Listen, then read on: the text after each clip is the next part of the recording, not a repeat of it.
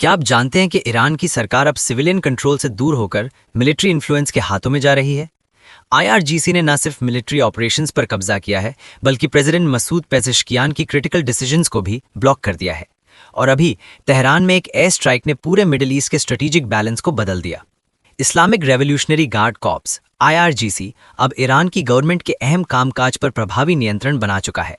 इसका असर ये हुआ कि प्रेसिडेंट मसूद पेज़ेश्कियान एक गंभीर पॉलिटिकल डेडलॉक में फंसते दिख रहे हैं।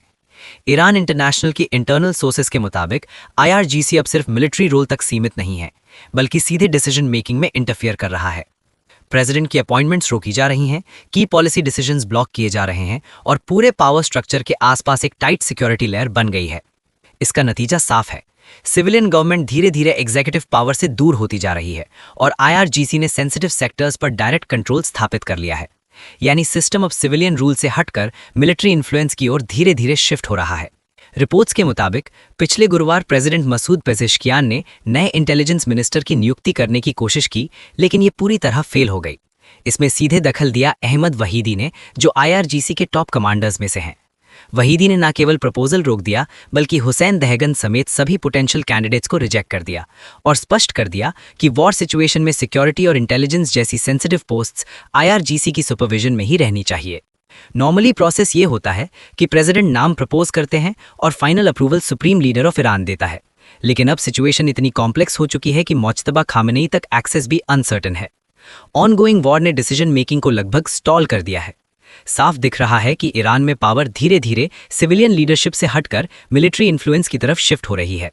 प्रेसिडेंट मसूद पेज़ेश्कियान ने हाल के दिनों में मुज्तबा खामेनेई के साथ कई अर्जेंट मीटिंग्स करने की कोशिश की, लेकिन कोई जवाब नहीं मिला। पूर्व सुप्रीम लीडर अली खामेनेई के बेटे मुज्तबा अब तक सार्वजनिक रूप से दिखाई नहीं दिए हैं, केवल कुछ रिटन स्टेटमेंट्स जारी किए हैं। इससे उनकी स्थिति और लोकेशन को लेकर स्पेकुलेशन तेज हो गई है।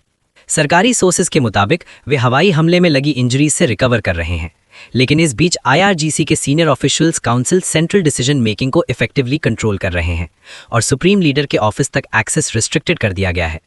इसका सीधा असर ये हुआ कि गवर्नमेंट की क्रिटिकल इन्फॉर्मेशन खामेनेई तक नहीं पहुंच पा रही, civilian leadership practically cut off हो चुकी है और आईआरजीसी का सत्ता पर कंप्लीट कंट्रोल और मजबूत हो गया है। रिपोर्ट्स में ये भी सामने आया है कि मुज्तबा खमीनी के करीबी सर्कल में गहरा इंटरनल टेंशन चल रहा है। कुछ साथियों ने अली असगर हिजाजी को हटाने की कोशिश की। हिजाजी, जो सीनियर सिक्योरिटी ऑफिसर हैं, ने मुज्तबा को सक्सेसर बनाने के विचार का विरोध किया।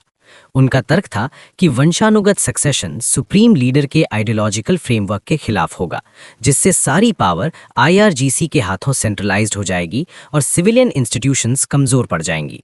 ईरानी मीडिया ने यह भी बताया कि इजरायली मीडिया ने पहले दावा किया कि युद्ध के पहले वीक के दौरान हिजाजी को हवाई हमले में टारगेट किया गया था, लेकिन बाद में स्पष्ट हुआ कि वे बच गए।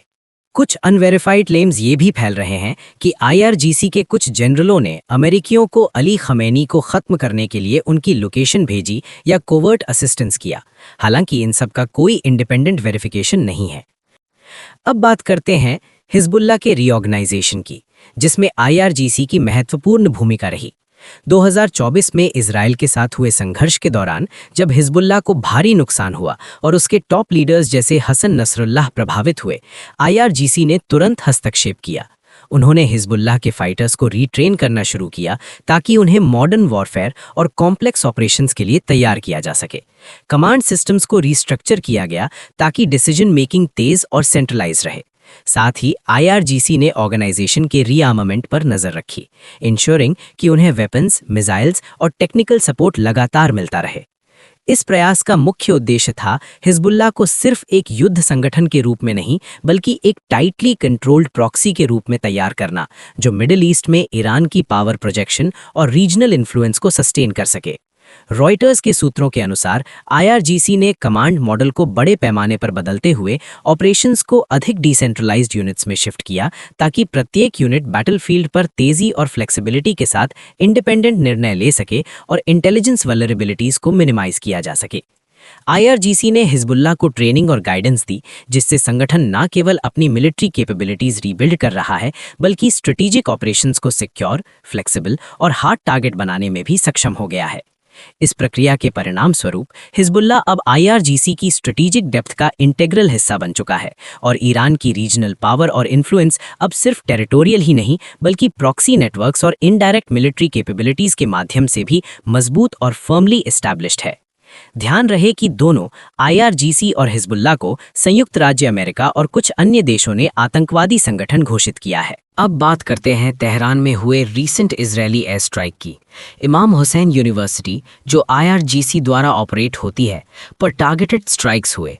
इसमें विंड टनल्स, केमिस्ट्री लैब्स और इंजीनियरिंग सेंटर्स शामिल थे।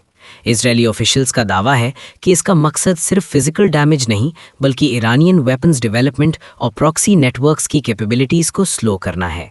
इजरायली ऑफिशियल्स का कहना है कि ये एडवांस्ड वेपन्स रिसर्च और डेवलपमेंट का एक प्रमुख केंद्र है। इतना ही नहीं, ये यूनिवर्सिटी आईआरजीसी के सबसे महत्वपूर्ण एजुकेशनल इंस्टीट्यूशंस में गिनी जाती है और इसका हिस्ट्री भी गहरा है। इस कैंपस में पहले पूर्व सुप्रीम लीडर अली खमेनी समेत कई सीनियर ईरानियन ऑफिशियल्स भी जा चुके हैं। लेकिन इस घटनाक्रम के पीछे की पूरी कहानी कहीं अधिक कॉम्प्लेक्स और खतरनाक है। ये सिर्फ एक एयर स्ट्राइक नहीं बल्कि मिडिल ईस्ट के रीजनल पावर स्ट्रगल का हिस्सा है, जहां हर एक्शन स्ट्रेटेजिक बैलेंस को शिफ्ट कर सकता है और अगले मूव्स के लिए नए थ्रेट असेसमेंट्स की ज़रूरत पैदा करता है। अगर आप ऐसे जियोपॉलिटिकल और हाई स्टेक्स समाचार की गहराई से जानकारी पाना चाहते हैं तो इस चैनल को लाइक करें, नीचे कमेंट में अपनी राय ज़रूर दें और सब्सक्राइब करना ना भूलें। यहाँ हम आपको हर अपडेट, रिपोर्ट और स्ट्रेटेजिक एनालिसिस तक सीधा पहुँचाएंगे ताकि आप रीजन और ग्लोबल पावर डायनामिक्स की पूरी तस्वीर समझ सकें।